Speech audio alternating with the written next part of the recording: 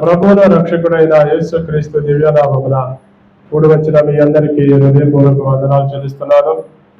దేవుని మహాకృపను బట్టి మరి ఈ రీతిగా దేవుని సన్నిధిలో చేరి దేవుణ్ణి స్తుతించడానికి, దేవుణ్ణి గణపరచడానికి దేవుడు మనకిచ్చిన ఈ భాగ్యం ఎంతో గొప్పది. మరి 2026 సంవత్సరంలో 3 మాసాలు గతించిపోయి 4వ మాసంలో అడుగుపెట్టడానికి మరి దేవుడు సహాయం చేశాడు. మరి 2026 సంవత్సరంలో మనం దేవుని సన్నిధిలో ఉండి ఏ విషయాలలో కనిపెడుతున్నామా? దేవుని సన్నిధిలో ఉండి మనం కనిపెట్టేటప్పుడు మొట్టమొదటిగా మనకు విశ్వాసం ఉండాలి. దేవుని సన్నిధిలో ఉండి కనిపెట్టేవాడికి విశ్వాసం ఎంతో ప్రాముఖ్యమైంది. నీకు విశ్వాసం అంటే నీ విశ్వాసం నీకు ధైర్యాన్ని ఇస్తుంది. నీకు విశ్వాసం లేకపోతే నువ్వు ప్రతి విషయంలో ఓడిపోతూ ఉంటావు.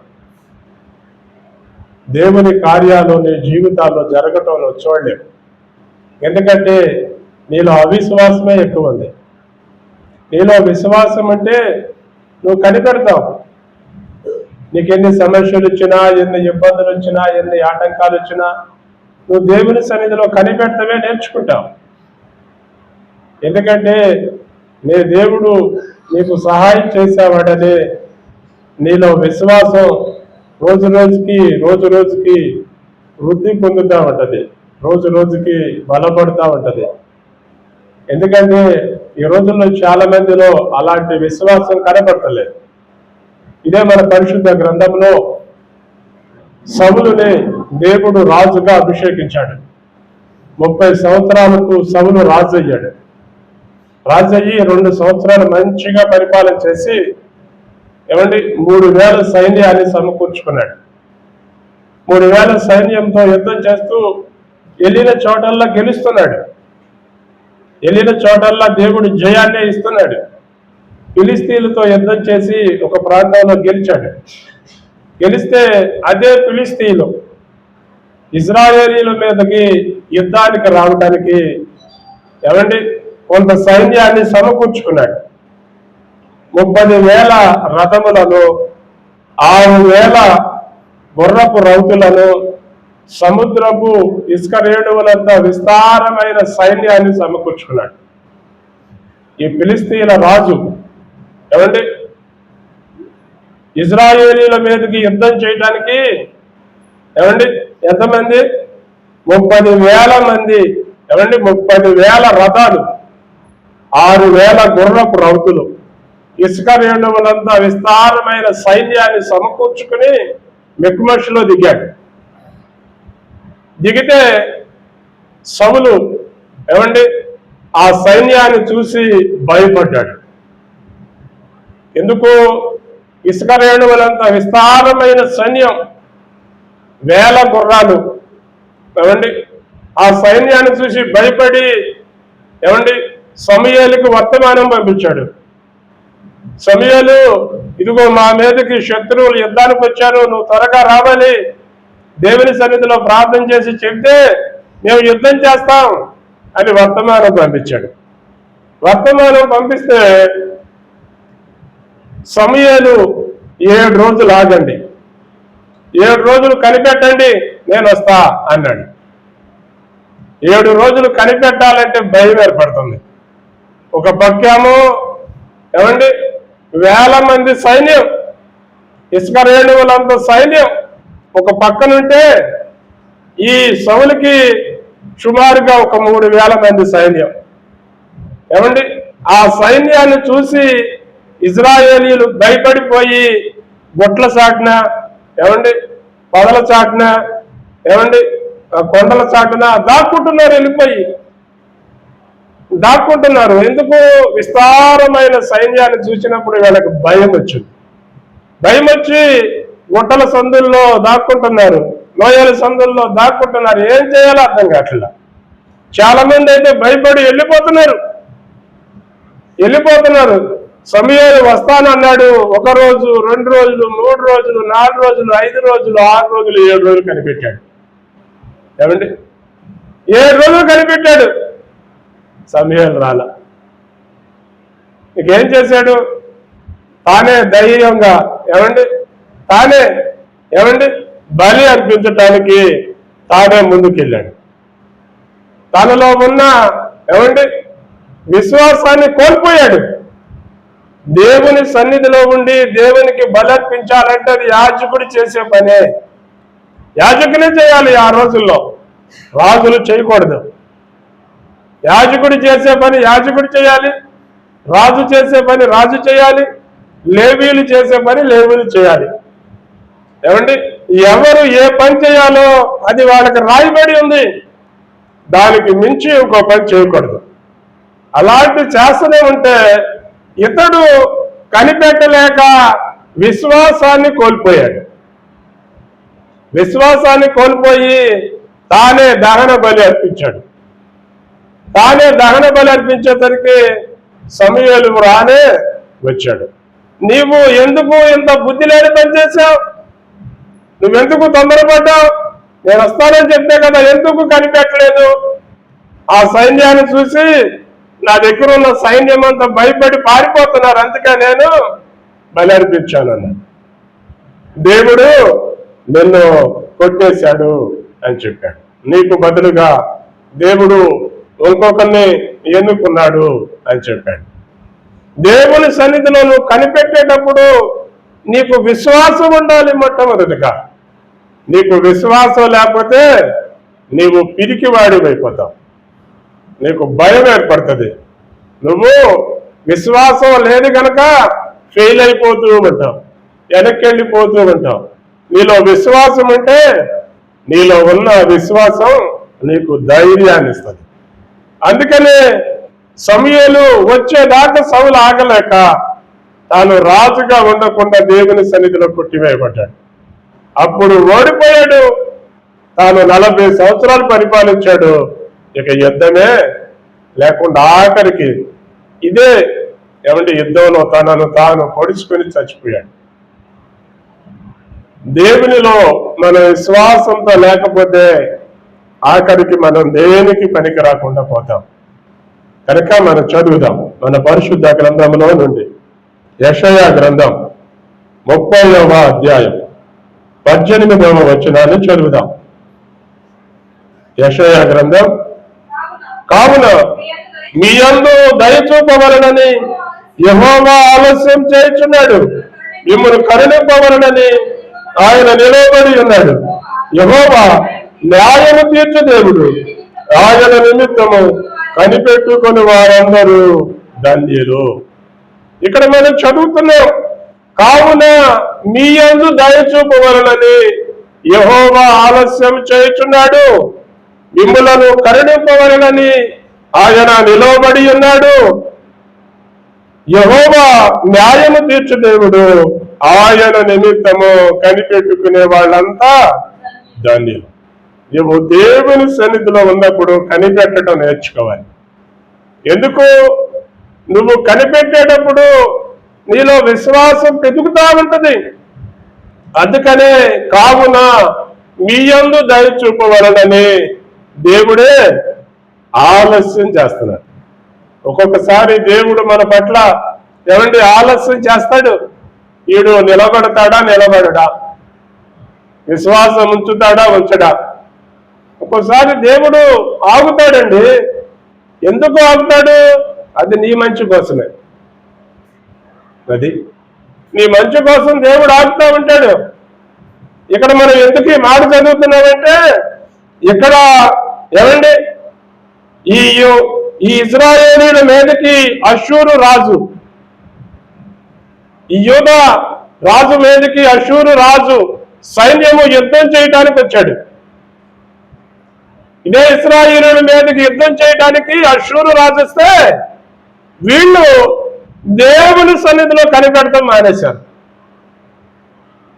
దేవుని సన్నిధిలో కనిపెడతాం మానేస్తే దేవుడు అలా నిలిచిపోయాడు. నీకు సమస్య వచ్చినప్పుడు, నీకు బాధ వచ్చినప్పుడు, నీకు ఇబ్బంది వచ్చినప్పుడు నీవు చూడాల్సింది సమస్యల వైపు కాదు, నీవు ఆరాధించే నీ దేవుని వైపు చూడాలి. నీవు పూజించే నీ దేవుని వైపు చూడాలి. నువ్వు ప్రార్థించే నీ దేవుని వైపు చూడాలి. అప్పుడే దేవుడు నీకు సహాయం చేస్తాడు. ఏమండి, ఇదే ఈ ప్రజల మీదకి, ఈ రాజు మీదకి అశ్షూరు రాజు యుద్ధం చేయడానికి తన సైన్యాన్ని సమకూర్చుకొని దండెత్తి వస్తే వీళ్ళేం చేశారు? దేవుణ్ణి నమ్ముకోకుండా ఐగుప్తు రాజుని నమ్ముకున్నారు. ఐగుప్తుని ఆశ్రయించారండి. ఐగుప్తుని ఆశ్రయించి ఏమండి వాళ్ళ గాడిదల మీద తన ఆస్తిని, ఒంటెల మీద తన ద్రవ్యాన్ని తీసుకుని ఐగుప్తు దేశానికి వెళ్ళారు. మీరు ఐగుప్తు దేశాన్ని నమ్ముకుంటున్నారు, ఐగుప్తు రాజును నమ్ముకుంటున్నాడు. వాడు మీకు పనిచేయడు, వాడి వల్ల మీకు ప్రయోజనం ఉండదు. మీరు వాడిని నమ్ముకోమాకండి. నేను మీ దేవుణ్ణి, నేను మీ రక్షకుణ్ణి, నేను మీ విమోచకుణ్ణి, నేను మిమ్మల్ని ప్రత్యేకంగా ఏర్పరచుకున్నాను, మీరు నన్ను నమ్ముకోండి అంటున్నాడు దేవుడు. మీరు నన్ను నమ్ముకొని మీరు ఓరకన నిలుచుండి చూడండి, నేనే యుద్ధం చేస్తా అంటున్నాడు. అయినప్పటికీ ఏమండి వీళ్ళలో విశ్వాసం పెరగటల్లా. మీరు ఓరక నిలుచుండి చూడండి అని అంటారు. 15వ వచనం చదువుతాను అక్కడ. ఏమంటే అక్కడే 15వ వచనం. ఎలాగూ సెలవిచ్చుచున్నాడు, మీరు ఓరక ఉండటం వలన ఏమంటే మీరు రక్షింపబడతారు. మీరు ఓరక నిలుచుండి చూడండి, నేను యుద్ధం చేస్తా.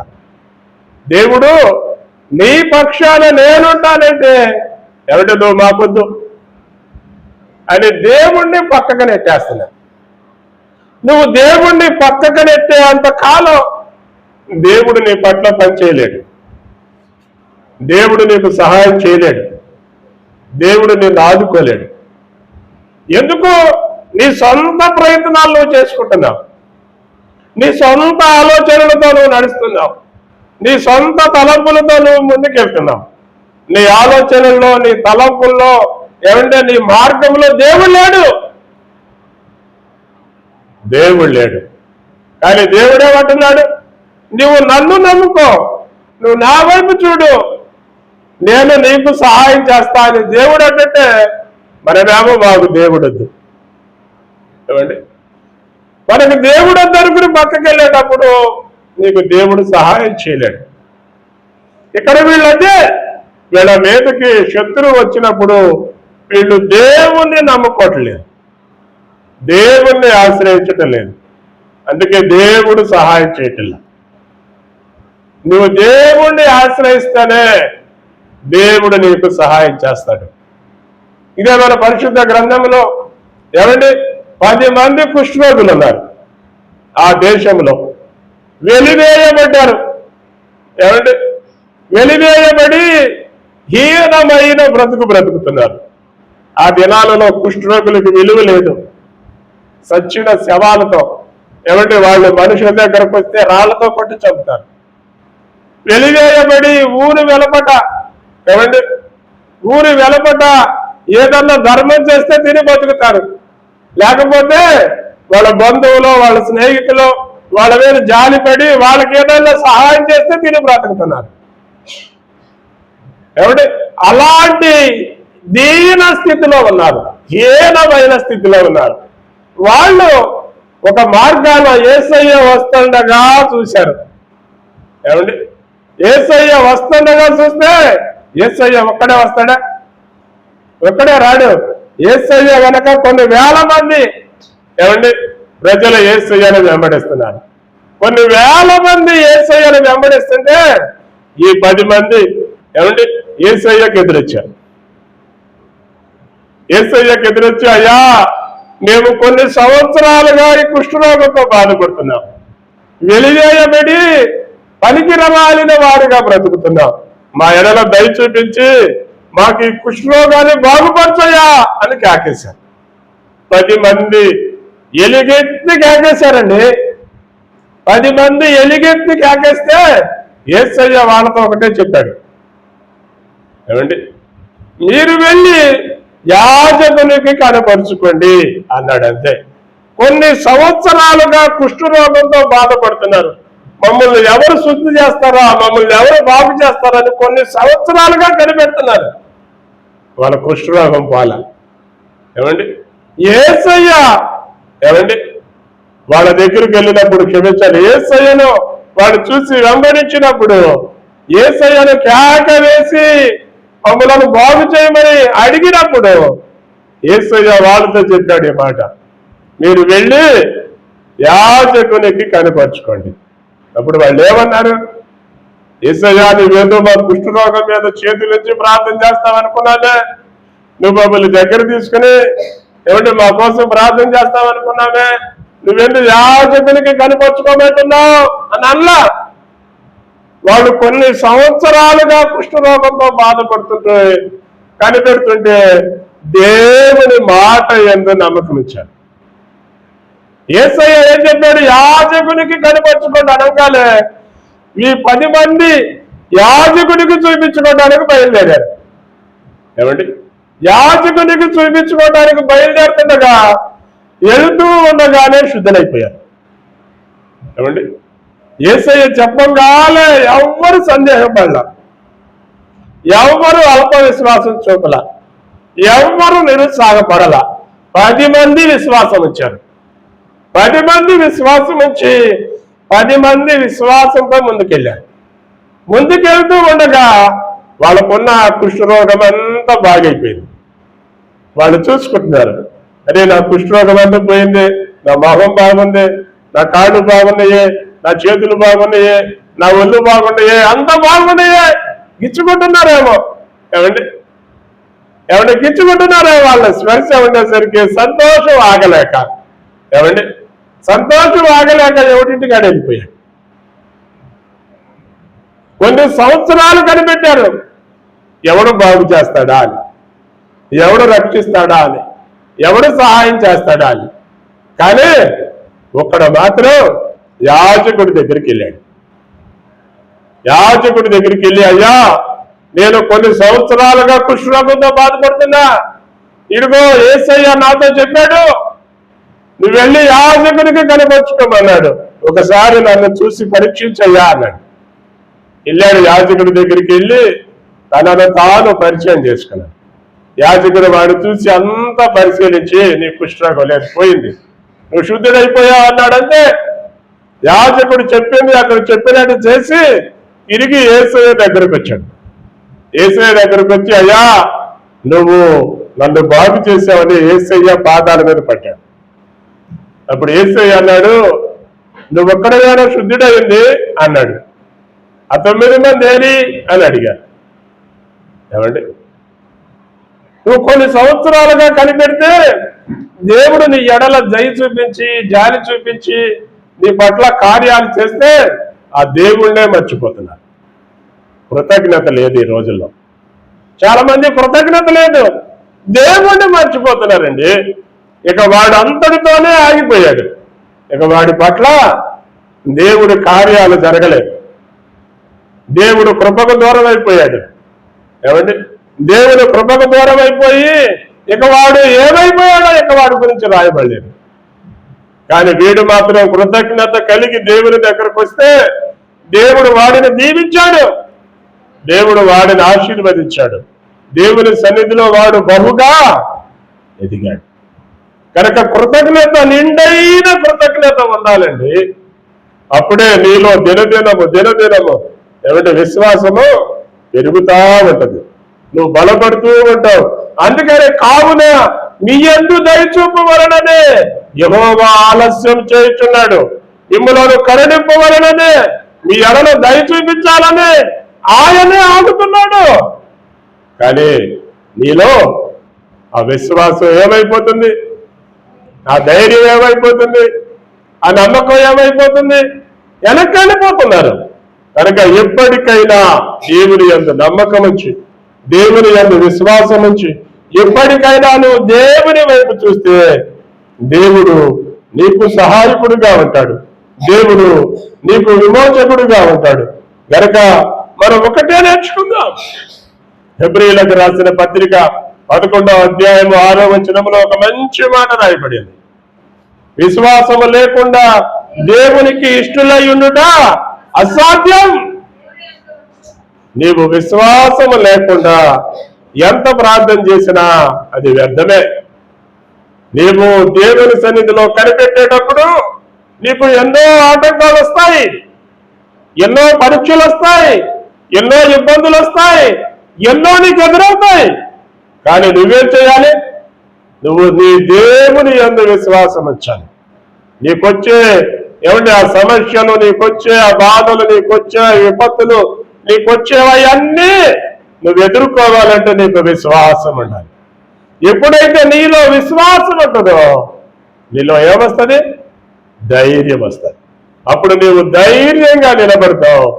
దేవుడు నీ పక్షాన యుద్ధం చేసి నీకు జయాన్నిచ్చి, నీకు నెమ్మదినిచ్చి, నీకు ఆశీర్వాదాన్ని ఇస్తాడు. కనుక ఎప్పటికైనా నీ ఎడల ఏదైనా ఆలస్యం అవుతుంది అని అనుకుంటే దేవుడు నీ పట్ల దయ చూపిస్తున్నాడని, నీ పట్ల ఆలస్యం చేస్తున్నాడని, నువ్వు ఇంకా ఎదగాలని, నువ్వు ఇంకా బలపడాలని, నువ్వు ఇంకా వృద్ధి పొందాలని దేవునికి ఆశ ఉన్నది, దేవునికి కోరిక ఉన్నది, దేవుని ప్రణాళిక నీ పట్ల నెరవేరాలని ఆయనే నీ ముందు నుంచున్నాడని నీవు ఇప్పటికైనా గుర్తెరిగి, ఇప్పటికైనా దేవుని వైపు చూచి విశ్వాసంతో ప్రార్థన చేయి. దేవుడు నీ పట్ల కార్యాలు చేస్తాడు. చిన్న ప్రార్థన చేద్దాం. ఈ రాత్రి కాల సమయమున దేవుని సన్నిధిలో ఉన్న మనం ఒక చిన్న ప్రార్థన చేద్దాం. కావున మీ యందు దయ చూపవలనని యెహోవా ఆలస్యం చేయుచున్నాడు, మిమ్మును కరుణింపవలనని ఆయన నిలువబడి ఉన్నాడు. యెహోవా న్యాయము తీర్చే దేవుడు. నీవు దేవుని నిమిత్తం కనిపెడితే నీవు ధన్యుడు. నీవు కనిపెడుతున్నావా?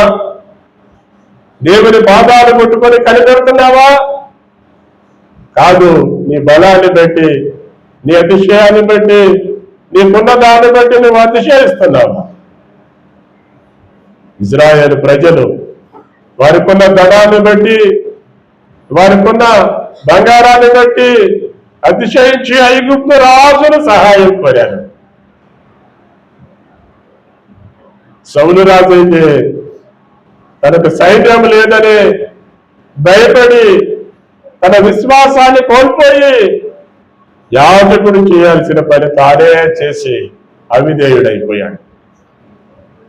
నీవు అవిధేయుడిగా ఉండి వెనక్కి వెళ్ళిపోతున్నావా?